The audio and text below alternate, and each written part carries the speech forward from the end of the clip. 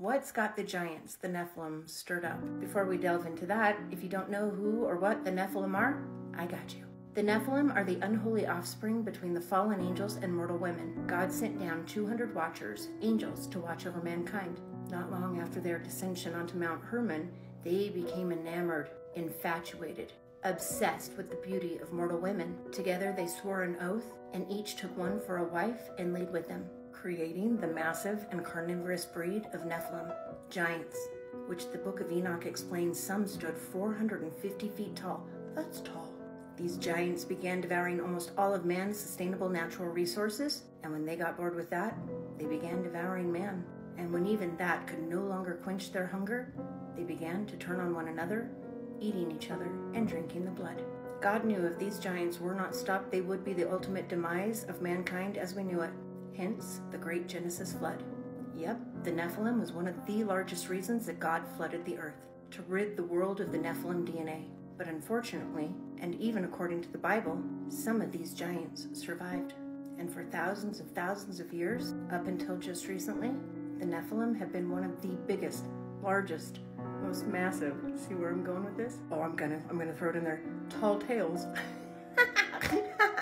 That the higher-ups and the powerful, the elite and the politicians have had to hide away and cover up, knowing all along that in fact, yes, hands down by far, the giants, the Nephilims, are not only very real, but are and have been very present in our world today, yesterday, and probably tomorrow. They'll be here tomorrow. This cannibalistic breed of Nephilim giants live in our world, successfully hidden away for centuries. And much like their elusive cousin, old Bigfoot, they are the reigning champs of hide-and-go-seek. Hiding away deep within the mountains? No, like legit, within the mountains. Safely behind hidden camouflage rock doors in mountain walls. Living an entire existence far beyond our understanding. An entire civilization living right beneath our noses.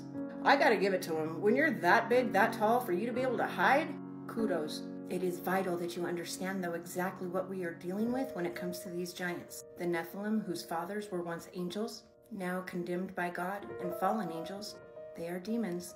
And the Nephilim mothers, mere mortal women, were punished by God to live out the rest of eternity, their souls, condemned to be the sirens. Also, demonic beings left imprisoned here on earth. So if dad's a demon and mom's a demon, well, guess what? Those massive monster of children that they made, the Nephilim, they are demons as well.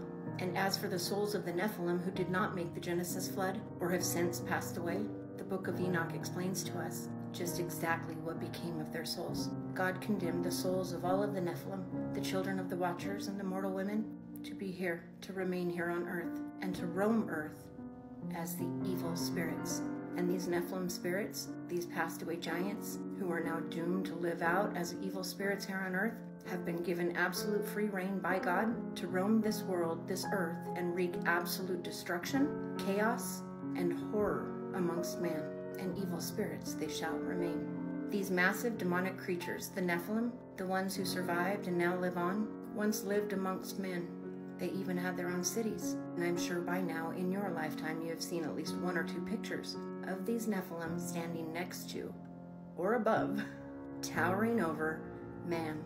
Average, normal man, or groups of men. Many of these photos dating back, way back. And giant structures remain with massive doors, even books that were made by giants, axes, moccasins. The remnants of giants are scattered all across our world. But the elite, the higher up, those in power and politicians have done everything in their power to hide this truth from us. But why?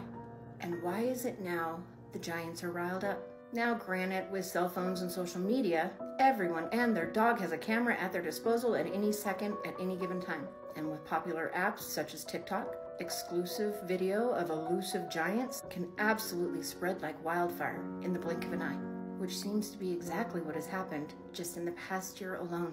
In fact, at this point, I can't count how many videos I have done sharing actual footage of Nephilim.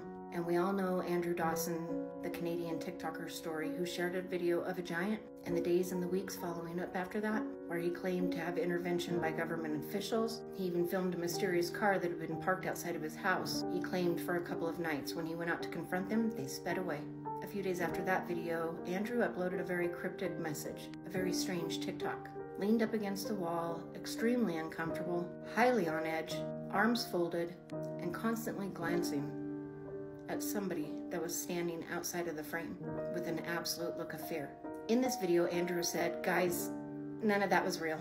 I did it, it's a hoax, none of this is real, that wasn't a real giant. I'm sorry, I just did it for views. But I am telling you hands down, you don't even need the discernment of the Holy Spirit to see that that was not what he meant to say." Well, he meant to say it, but that is not what he meant. What? Somebody made him say it.